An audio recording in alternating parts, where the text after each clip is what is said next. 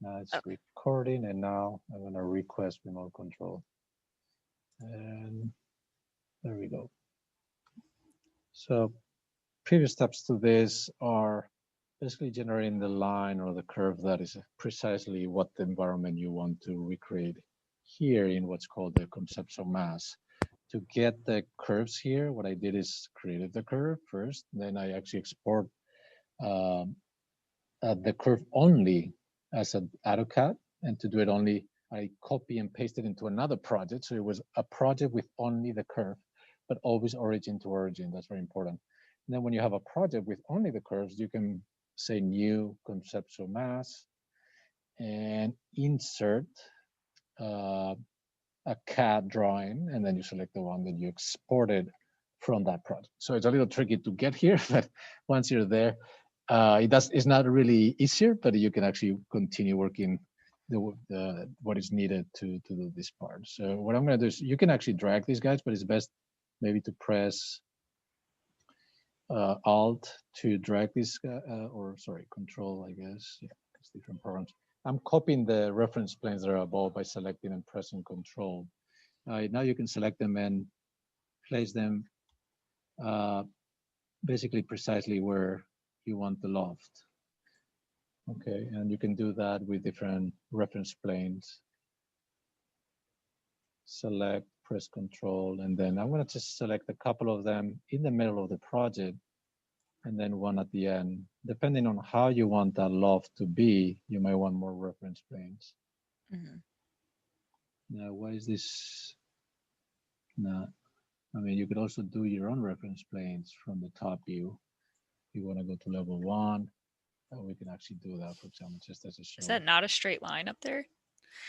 I think it's 2 lines. That's what the problem is. I want to keep it Oh, simple. okay. So again, I copy them, but you could also say create and then reference plane here, which is similarly, so that you can snap to the line Yeah, this is how I precisely. was doing it in the other mode too. So Perfect. yeah, You I'm can do these definitely. lines by snapping.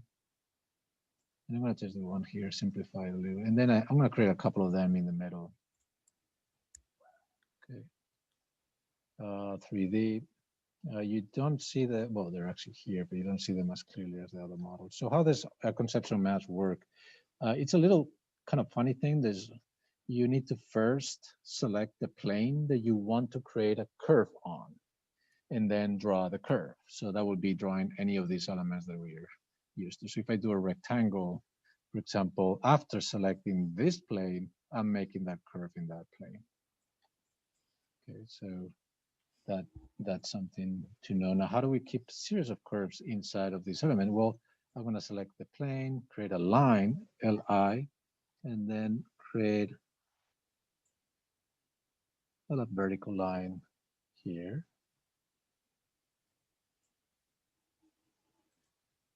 another vertical line here. It would be nice at this point to know what is the height of the ceiling, or sorry, of the top floor in the entry hall. What is it, do you know? Or 29 feet. so that's the maximum line. Oh,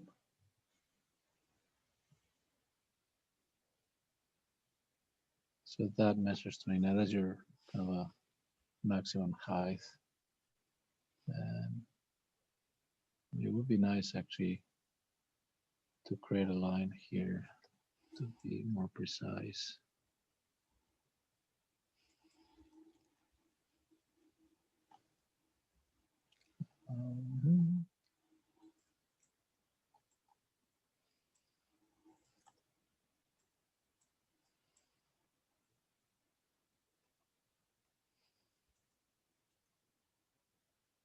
29.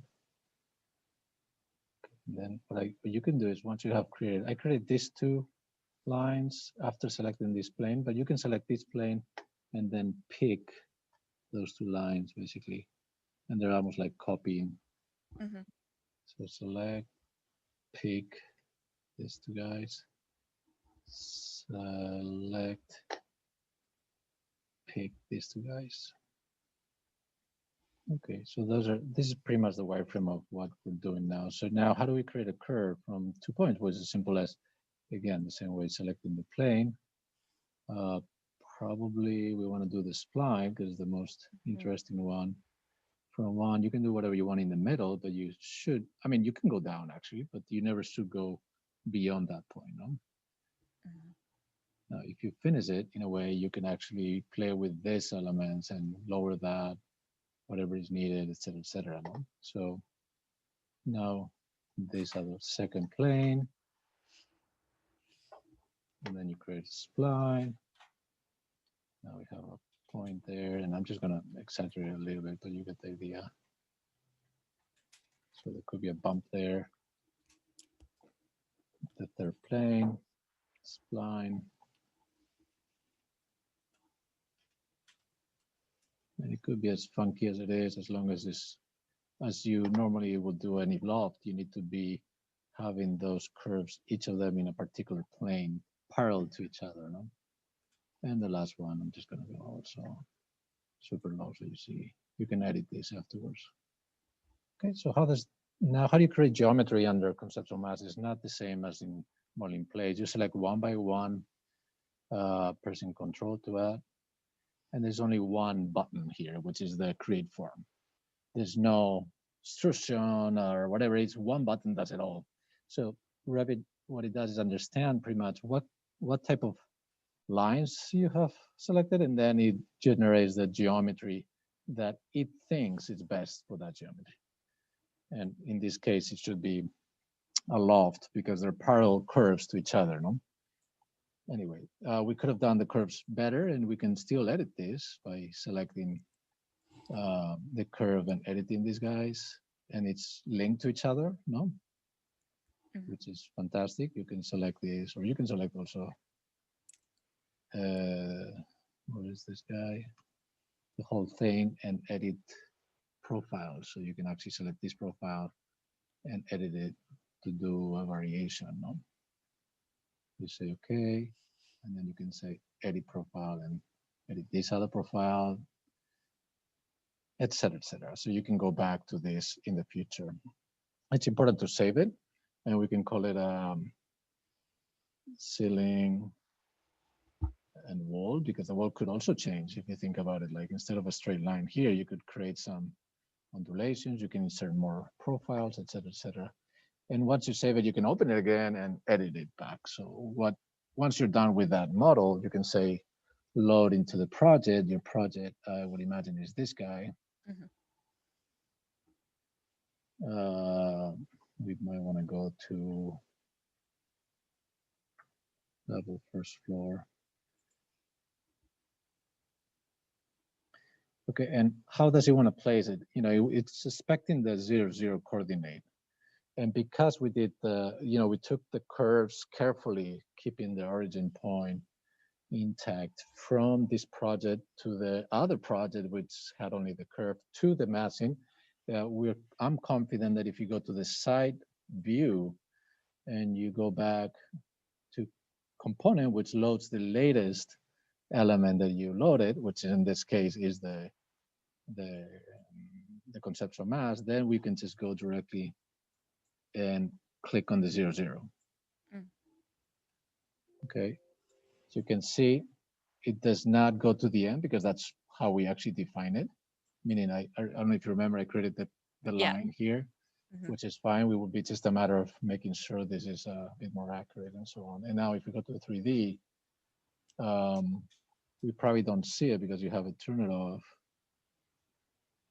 I can't see all of your tools here. Is there something like your light bulb? Where is it?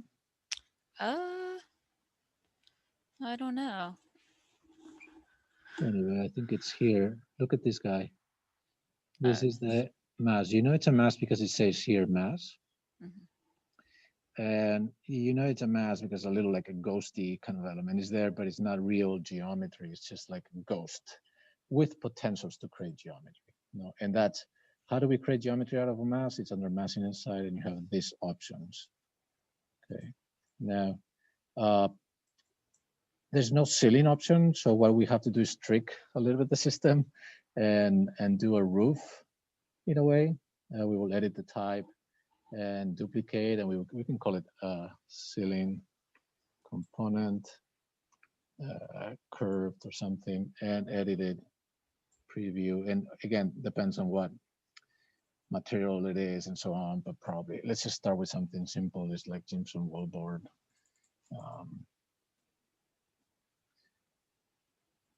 And obviously it wouldn't be like a 1 foot, it would be like a, I don't know, for now, like a 1 inch, depending on the layers it has and so on.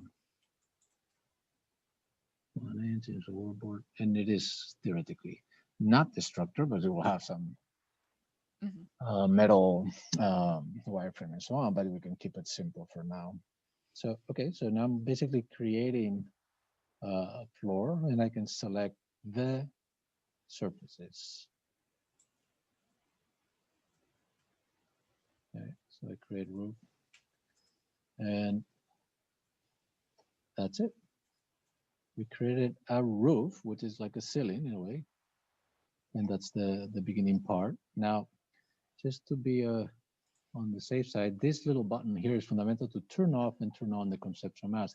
The conceptual map is still there, and we want to get rid of it, or we want to keep it there, but you can always just turn it off, because you don't want to have that at the end of the project. So you just go and say, turn off here. Or if you want to keep it on there, you can go to visibility and graphics, VV or VG. And then under mass, you can, this is the place where you will check it on and off. So you can basically hide it. There you go. I'm going to hide it there, so it's not there. Now, in theory, your sections should have your little monster, which is this thing here.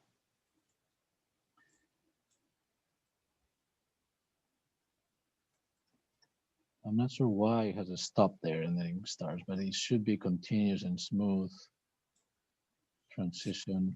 This is your, is that it? That's a different. Oh, that's a different one. I don't know This why. section is really weird, like showing very little. I don't know why. There is. This is the monster here. So it's not, it's coming inside of this element. That's why right there. Okay, so it will be an issue of, and then materiality.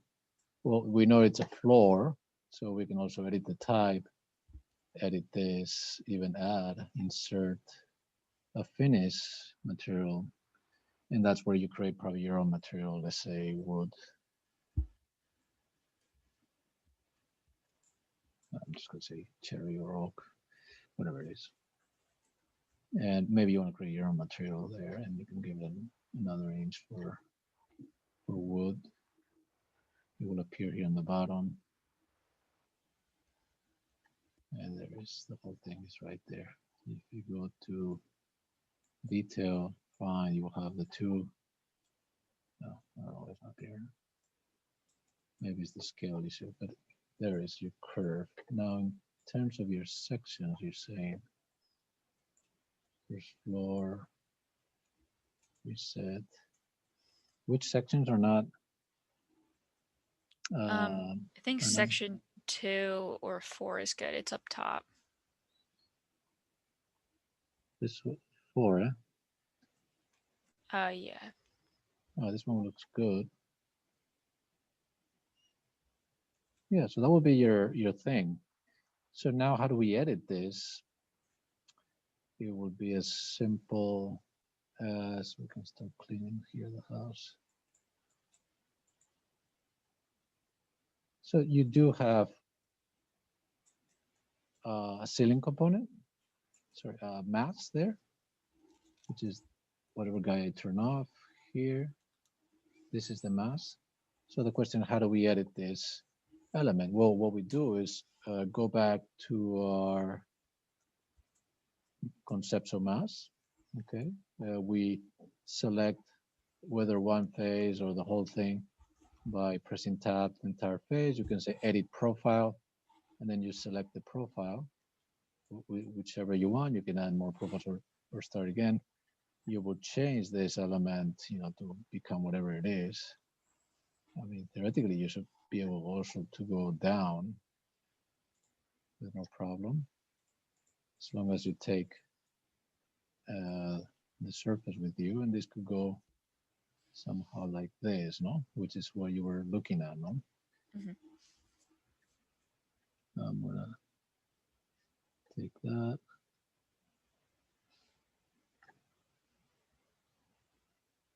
And it's probably not the best, but I'm doing it only one here. You don't want that type of curve. You want something much smoother like that. Those are tangent now. You say, okay, it changes the loft here nicely. You save it again and you load it into the project to the same place. And it's going to ask you, do you want to override? So I'm going to override existing version is parameters. You can easily just get rid of the floor, the roof that we did before, and automatically say, give me the roof, select here the one we created, and select the faces that we just generated. If it wants to, I guess I can't see it or something.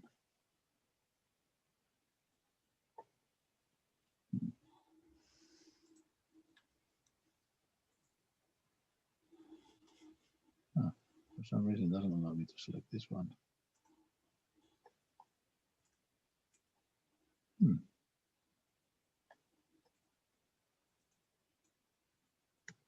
Why I can't select that one?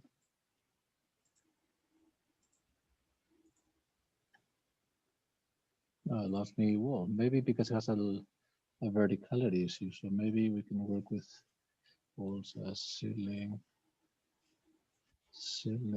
curve component, edit, same. This is Jim's wallboard. And then we create another one, down, finish, whatever wood, cherry I have, and the other one just is consistent. I think it's 1 inch and 1 inch.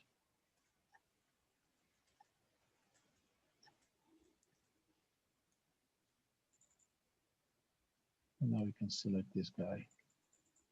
There you go. So I guess wall will work. Again, it's a little like tricking the system, but it should work. Now, let me see if that works. Let's call a wall. Now we can turn off the conceptual maps. Let's turn on the section box to see how it looks.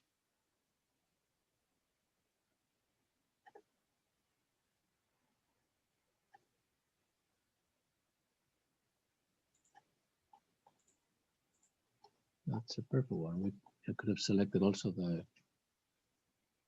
this as a wall, so I can do wall option, select that element. And sometimes it just doesn't join. You can say unjoin, but it will be actually nicely smooth. And this is the little detail. It could be even nice because it's actually almost something that you need to construct it. No. So that would be also in Cherry. And again, you can implement your own materiality. Oh, right now it's in the other side. So that's something also to acknowledge. To select this guy, edit, and just move whatever you need to move the finished material up.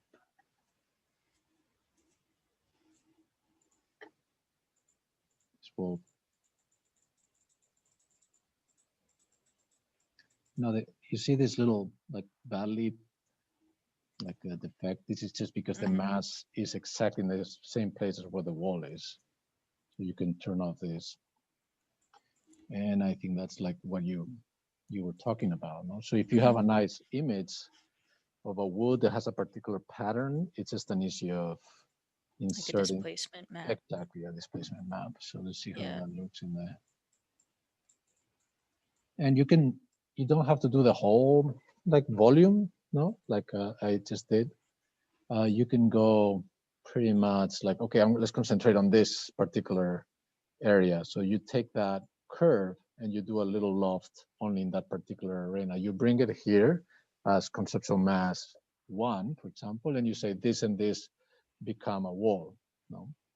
And then you create another mass with another curve that is talking about a particular other area. And you say, this and this become a wall. No? So you can go, you don't have to do the whole thing in one conceptual mass. I will look at it as pockets of masses that you can bring here, as long as you turn off the mass at the end, it's going to render nicely. Let's see how.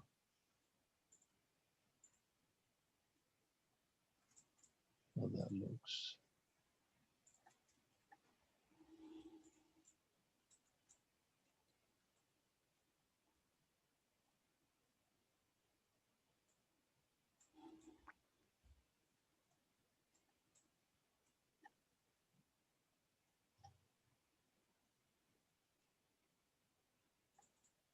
You know what I mean, no? At this point, I think hopefully it's not easy. I understand there's a lot of like little steps, but I think it's perfectly possible. Maybe you want to try now with a recording which is did and see if you can manage that conversation between conceptual mass and again the wall component.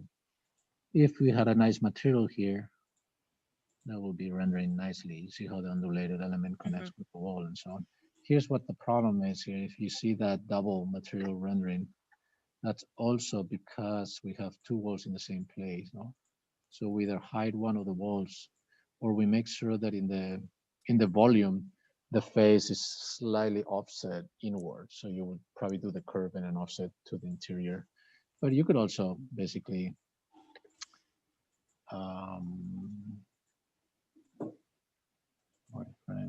take that wall and hide it for this particular rendering. See if that works. This is smooth and nice. And I think if the image of the wood was nicely placed, that would be a fantastic kind of effect. And that's the thing. That's the world. It's not an easy one, I know, but I think slowly we can get to what we desire to get at. Let me have to give up this and also stop recording.